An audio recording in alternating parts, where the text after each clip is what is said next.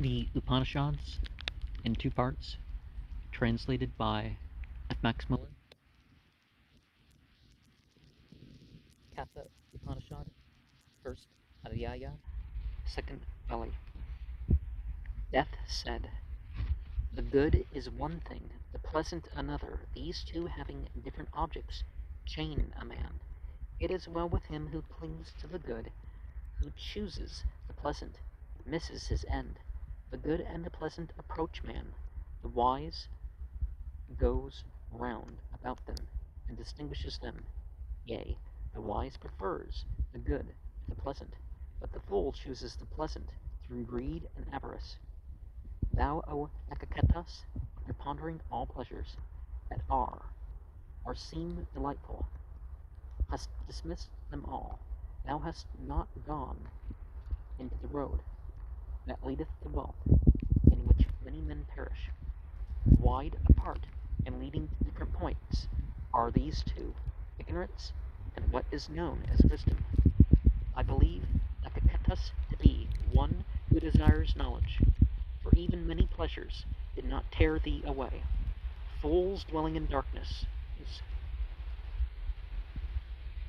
wise in their own conceit, and puffed up with vain knowledge, go round and round, staggering to and fro like blind men led by the blind. The hereafter never rises before the eyes of the careless child, deluded by the delusion of wealth. This is the world, he thinks. There is no other. Thus he falls again and again under my sway. He, the South, of whom many are not even able to hear, whom many, even when they hear of him, do not comprehend. Wonderful is a man, when found, who is able to teach him. The South, wonderful is he who comprehends him, when taught by an able teacher. That South, when taught by an inferior man, is not easy to be known, even though often thought upon, unless it be taught by another. There is no way to it, for it is inconceivably smaller than what is small. That doctrine is not to be obtained by argument, that, when it is declared by another, then, O dearest, it is easy to understand. Thou hast obtained it now.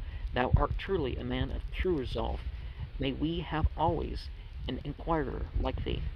Epictetus said, I know that what is called a treasure is transient, for that eternal is not obtained by things which are not eternal. Hence, the Epictetus fire, sacrifice, has been laid by me first. Then by means of transient things I have obtained what is not transient, the teaching of Yama. Yama said, Though thou hadst seen the fulfillment of all desires, the foundation of the world, the endless rewards of good deeds, the shore where there is no fear, that which is magnified by praise, the wide abode, the rest, yet being wise, thou hast with firm resolve dismissed it all. The wise who by means of meditation on his self recognizes the ancient, who is difficult to be seen, who has entered into the dark, who is hidden in the cave, who dwells in the abyss, as God he indeed leaves joy and sorrow far behind. A mortal who has heard this and embraced it, who has separated from it all qualities, and has thus reached the subtle being, rejoices because he has obtained what is a cause for rejoicing. The house of Brahman is open, I believe, O Epictetus. Epictetus said, That which thou seest, as neither this nor that, as neither effect nor cause, as neither past nor future, tell me that. Yama said, That word or place, which all the Vedas record, which all penances proclaim, which men desire when they live as religious students, that word I tell thee briefly, it is Om. That imperishable syllable means Brahman. That syllable means the highest, Brahman. He who knows that syllable, whatever he desires is his. This is the best support. That is the highest support. He who knows that support is magnified in the world of Brahma. The knowing self is not born, it dies not. It sprang from nothing, Nothing sprang from it. The ancient is unborn, eternal, everlasting. He is not killed, though the body is killed. If the killer thinks that he kills, if the killed thinks that he is killed, they do not understand, for this one does not kill, nor is that one killed. The self, smaller than small, greater than great, is hidden in the heart of that creature. A man who is free from desires and free from grief sees the majesty of the self by the grace of the Creator. Though sitting still, he walks far. Though lying down, he goes everywhere. Who, save myself, is able to know that God, who rejoices and rejoices not? The wise, who knows the self, as bodiless within the bodies, as unchanging among changing things, as great and omnipresent, does never grieve. That self cannot be gained by the Veda, nor by understanding, nor by much learning. He whom the self chooses, by him the self can be gained. The self chooses him, his body, as his own. But he who has not first turned away from his wickedness, who is not tranquil and subdued, or whose mind is not at rest, he can never obtain the self, even by knowledge. Who then knows where he is? He to whom the Brahmins and Kshatriyas are, as it were, but food and death itself a condiment. With verse 25, in whom all disappears, and whom even death is swallowed up, but food.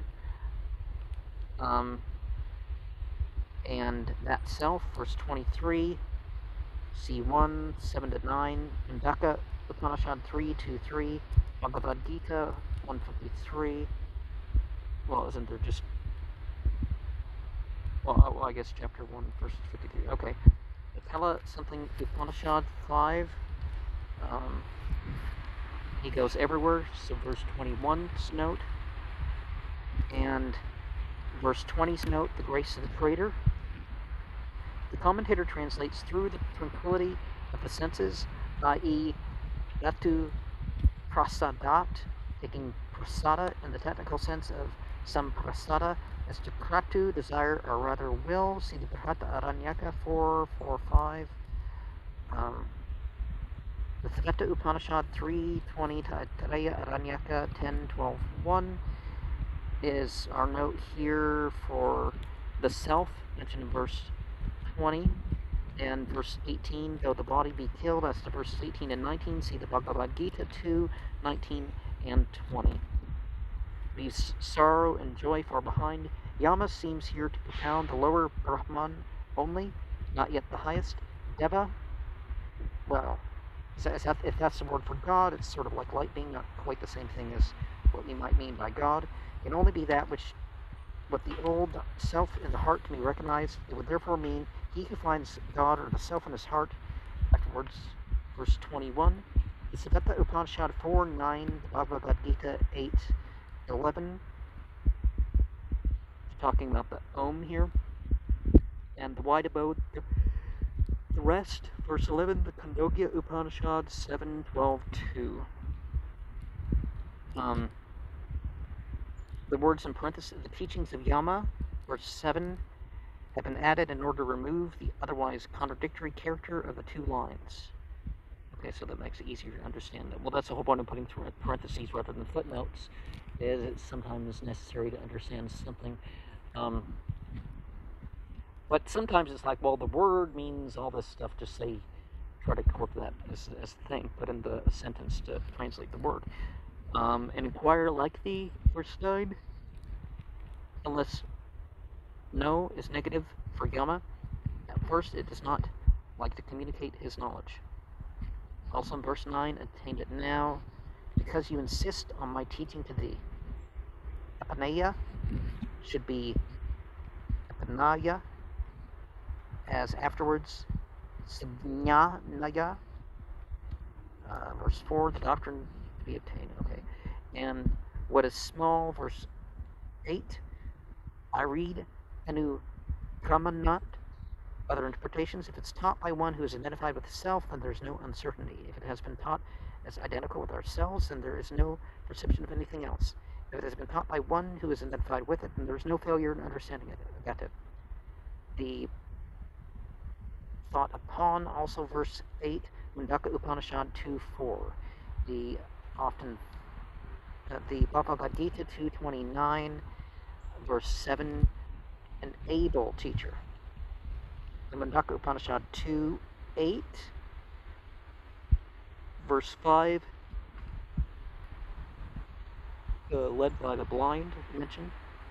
1.16, has not gone the road.